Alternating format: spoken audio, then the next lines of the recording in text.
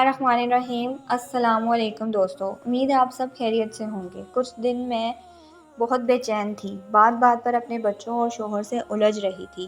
2-3 بار تو شوہر سے باقاعدہ جھگڑا بھی کر چکی تھی۔ وہ بیچارہ شریف سا انسان میرے رویہ دیکھ کر پریشان اور الجھا سا پھر رہا تھا۔ میں بھی کیا کرتی، سر کا درد کم ہونے کا نام ہی نہیں لے رہا تھا۔ یوں لگتا تھا کہ کوئی اندر سے ہتھوڑے مار رہا ہے تو کوئی کام ٹھیک سے ہو ہی نہیں رہا تھا، کھانا پکایا نہیں جا رہا تھا۔ 2-3 بار میرے شوہر کی امی نے کہا کہ بہو کو کچھ دن کے لیے ماں کے گھر بھیج دو، کام کے بوجھ سے چڑچڑی ہو رہی ہے، کچھ دن رہ کر آئے گی تو ٹھیک ہو جائے گی۔ لیکن شوہر کا کہنا تھا کہ بچوں کو اسکول بھیجنا اور سنبھالنا میرے بس کا کام نہیں ہے، اگر جانا ہی ہے تو بچوں کو ساتھ لے جائے۔ لیکن اصلی بات یہ تھی کہ میں اپنی امی کے گھر جانا نہیں چاہتی تھی۔ وہاں بھابھیوں کی باتیں سننے سے لاکھ درجے بہتر ہے کہ میں اپنے گھر پڑی رہوں۔ پچھلے کچھ دنوں سے رات کو نیند بھی ٹھیک نہیں آ رہی تھی۔ جیسے ہی آنکھ لگتی تھی ایسا محسوس ہوتا تھا کہ میں کھائی میں گر کے نیچے ہی نیچے گرتی جا رہی ہوں۔ ساتھ ہی میں ڈر کے اٹھ بیٹھتی تھی۔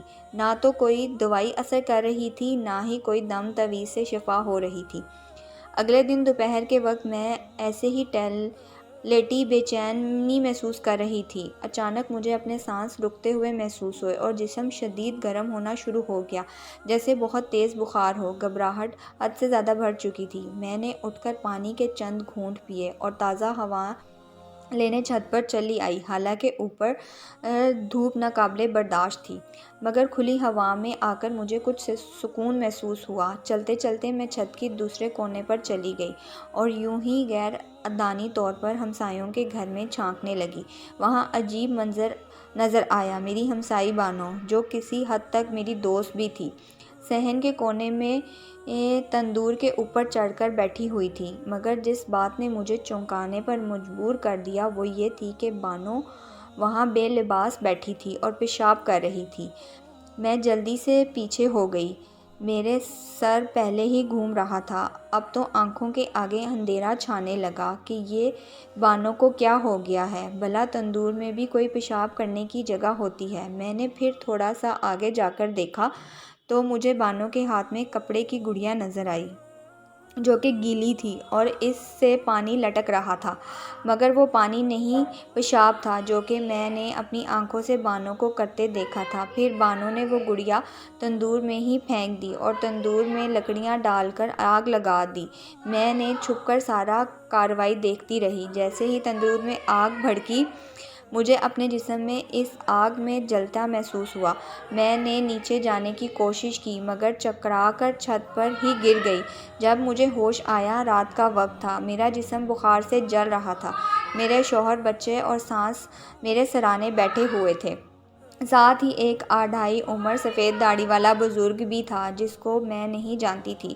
وہ میرے شوہر اور ساس سے پوچھ رہا تھا کہ سوچ کر بتاؤ کہ آپ کے گھر میں کس عورت کا آنا جانا زیادہ ہوتا ہے، کیونکہ آپ کی بہو پر شدید کالا جادو ہوا ہے۔ میں علاج تو کر رہا ہوں، لیکن اگر آپ مجھے کوئی اشارہ دے دیں گی تو میرا کام آسان ہو جائے گا۔ میری ساس بزرگ کو بتا رہی تھی کہ ہماری ہمسائی بانو کے علاوہ کوئی ناقابل ذکر خاتون نہیں جو ہمارے بہو کے پاس آتی ہوں۔ بزرگ کہنے لگا، سوچ کر بتائیں، کیا آپ کے گھر سے وہ کچھ لے کر بھی جاتی ہے؟ میری ساس نے ناعلمی کا اظہار کر دیا۔ وہ بزرگ کہہ رہا تھا کہ آپ کی بہو کے سر کے بال یا استعمال شدہ کپڑوں کی گڑیا بنا کر اس پر کالا جادو کر کے جلایا جاتا ہے، جس سے آپ کو بہت تکلیف ہوتی ہے اور اپنا جسم جلتا ہوا محسوس ہوتا ہے۔ میری نظروں میں بانو کے ہاتھ میں پکڑی پیشاب سے بھیگی سرخ رنگ کی گڑیا گھومنے لگی۔ ابھی پچھلے ہفتے ہی تو بانو صفائی کے لیے میرے پاس پرانے کپڑے لینے آئی تھی اور میں نے اپنے سرخ رنگ کا سوٹ جو میں اب کب پہنتی تھی اس کو دے دیا تھا، تو اس کا مطلب سرخ رنگ کی گڑیا میرے ہی سوٹ سے بنی گئی تھی اور میری نیکی میرے ہی گلے پڑ گئی۔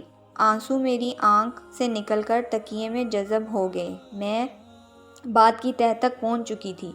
اگر اس دوپہر میں چھت پر نہ جاتی تو پتہ نہیں وہ دوست نما ناگن کب تک مجھے ڈستی رہتی۔ حالانکہ میں جانتی تھی کہ میں نے اپنے سسرال میں صرف ایک ہی لڑکی سے دوستی رکھی تھی اور وہ تھی ہماری ہمسائی بانو۔ بغیر کسی وجہ کے میری جان کی دشمن بن گئی تھی۔ نہ جانے یہ حسد تھی یا کچھ اور، مگر اس کا وار مجھ پر چل گیا تھا۔ میں نے بزرگ کو اس دوپہر اپنی آنکھوں سے دیکھا ایک ایک پل بتا دیا، جس سے میرا علاج میں بہت آسانی ہو گئی اور میں کچھ عرصہ بیمار رہ کر دن بدن تندرست ہوتی گئی۔ اس کے بعد میں کبھی بانو سے نہیں ملی، لیکن میں نے اس کو دل سے معاف کر دیا تھا، یہ سوچ کر کہ اللہ تعالیٰ معاف کرنے والوں کو پسند فرماتا ہے۔ لیکن آخر میں تمام عورتیں ایک بات یاد رکھیں کہ اپنے سر کے بال اور ذاتی استعمال شدہ اشیاء کبھی کسی کو نہ دیں، ورنہ شاید آپ کو پچھتانے کا موقع بھی نہ ملے، کیونکہ یہ دنیا انسانی نما زہریلے سانپوں سے بھری پڑی ہے۔ کیونکہ آج کل کوئی بھی ایک انسان دوسرے انسان کو خوش نہیں دیکھنا چاہتا، کی کوشش نہیں ہوتی اس کے پاس جو کچھ ہے وہ ہمارے پاس آ جائے۔